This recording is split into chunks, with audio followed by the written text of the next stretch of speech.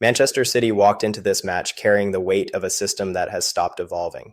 What happened at the Etihad was not an upset. It was confirmation that tactical predictability, no matter how sophisticated, eventually becomes a prison. The chosen angle for this analysis is simple, a tactical habit that finally got punished. For years, Manchester City has operated on the principle that superior execution beats adaptation. Their philosophy has been built on the assumption that if the machine runs smoothly enough, opposition preparation becomes irrelevant. The same patterns, the same rotations, the same positional structure recycled match after match, season after season. And for the longest time, it worked. But systems built on repetition eventually hand opponents the blueprint for their own destruction. West Ham did not need to be brilliant today. They needed to be patient.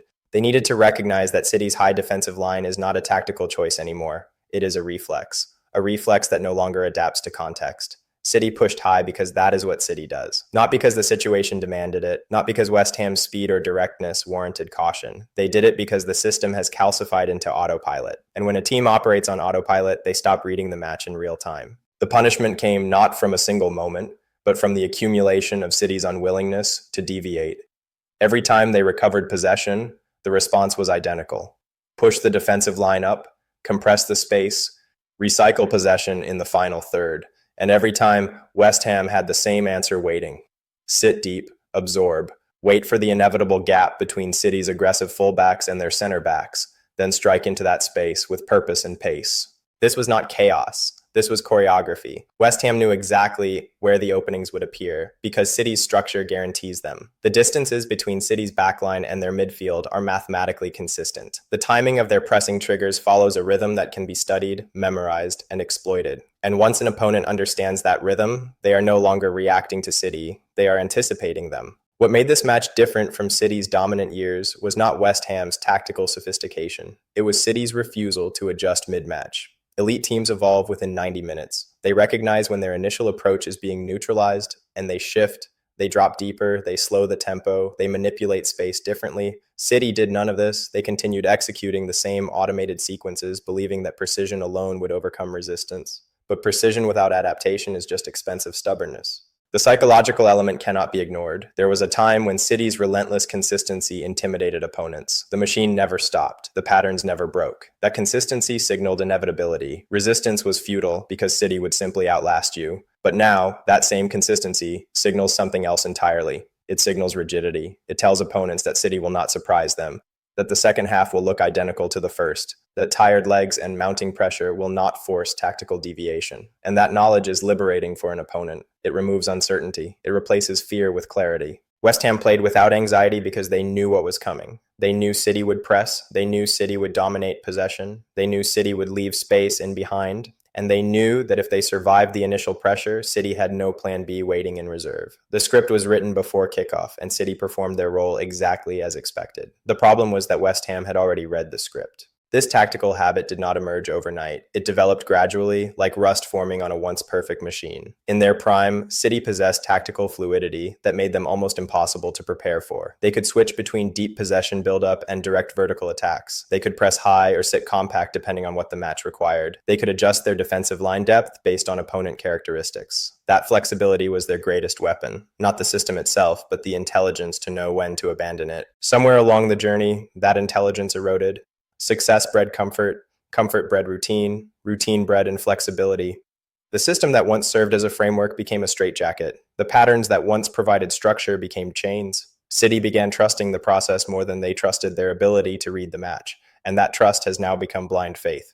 The evidence of this tactical autopilot was visible throughout the match. When West Ham successfully bypassed City's press in the opening phase, the logical response would have been to press less aggressively or drop the defensive line 5 yards deeper. City did neither. They continued committing the same numbers to the same pressing triggers, leaving the same spaces exposed. When West Ham repeatedly found success targeting the channels between City's fullbacks and center backs, the intelligent adjustment would have been narrowing those channels or assigning different coverage responsibilities. Again, nothing changed.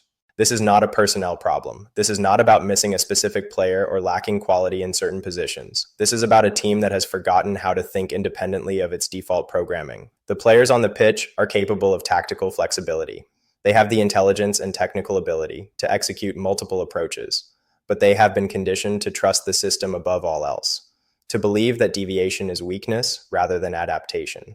The danger in this conditioning runs deeper than one match. It creates a culture where players stop making instinctive adjustments because those adjustments contradict the established pattern. A defender who recognizes he is too high but knows the system demands that positioning faces an internal conflict. Does he trust his tactical instinct or trust the system? When the system has delivered success for years, the answer becomes automatic. Trust the system, ignore the instinct. But instinct is what separates great teams from robotic ones. Instinct is what allows players to solve problems the coaching staff did not anticipate. City has coached instinct out of their approach. They have replaced tactical intuition with tactical obedience. And obedience, no matter how disciplined, cannot adapt to unexpected situations. West Ham did not do anything revolutionary today.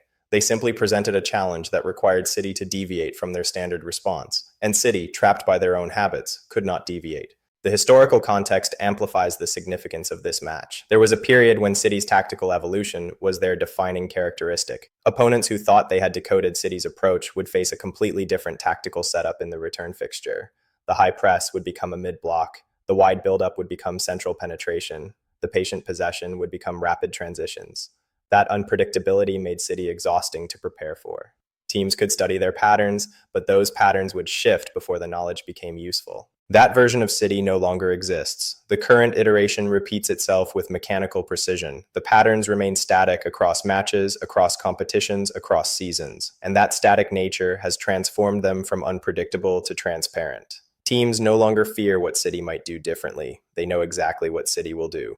The only question is whether they can execute their counter strategy effectively. West Ham answered that question emphatically. They demonstrated that the counter strategy works when executed with discipline and patience. They showed that City's tactical habits create exploitable vulnerabilities that do not require world-class talent to capitalize on.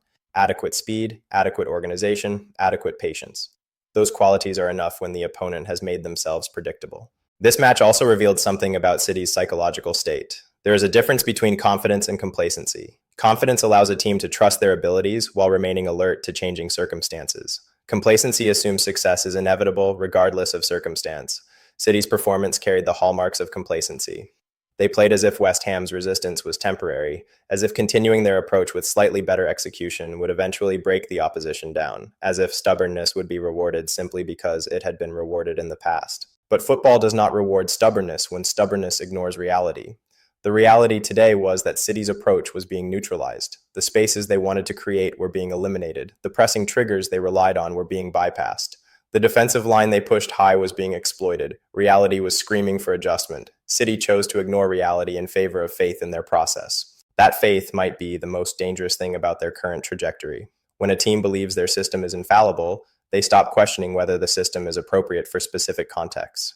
They stop asking whether a different approach might yield better results against a particular opponent. They stop evolving because evolution implies the current form is imperfect, and admitting imperfection challenges the entire identity they have built. City's identity is now inseparable from their tactical habits. To change those habits would feel like abandoning what made them successful. But clinging to those habits in contexts where they no longer work is not loyalty to principles. It is tactical stagnation disguised as consistency. The broader implications extend beyond City's immediate results. Every team they face from this point forward has been handed a template. Sit deep, stay compact, absorb pressure without panicking, wait for City to push their defensive line high, then attack the space in behind with speed and directness. That template does not require exceptional talent or innovative coaching. It requires discipline and patience. And if West Ham can execute it successfully, so can a dozen other teams in the league. This is how dominance erodes, not through sudden collapse, but through gradual exposure. One team discovers the vulnerability, others study the tape, the vulnerability becomes common knowledge.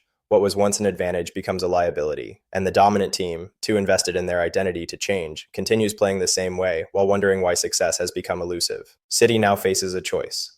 They can recognize that their tactical habits have become predictable and make meaningful adjustments, or they can double down on their approach, trusting that better execution of the same patterns will restore their dominance. History suggests which path leads to sustained success. Intelligence and adaptation always outlast stubbornness and repetition. The question is whether City still possesses the intelligence to recognize that truth. Manchester City has become a team that believes execution can replace evolution, and every opponent willing to study the pattern now holds the key to their limitations.